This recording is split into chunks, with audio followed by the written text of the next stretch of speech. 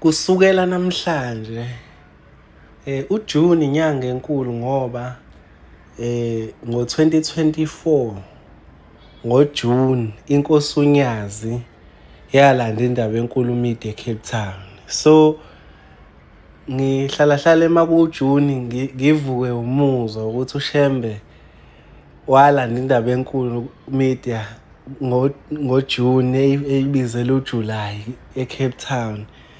Angikhulumi ukuthi wathumela, ngikhuluma ngokuthi wasuka yena siqu sakhe. Wasuka uShembe eCape Town wayolanda indaba enkulu Media. Akusiyo into encane-ke leyo-ke ehlela indaba enkulu Media. Manje njengoba kuJuni ngiyabuyekeza ukuthi bengifisa ukuthi umuntu abe serious kulo July lo. Lento le yokuthi ngidlale namakhosazane ngiyayehlisa mina manje. Sengiba serious. Ngizoba serious nje. Ngi-serious kulo July. Ngishutha iy'thombe, ama-videos ngizithulele nje. Kuzoba nzima kodwa I'll try my level best to be professional and serious kulo July. Ngiyabonga.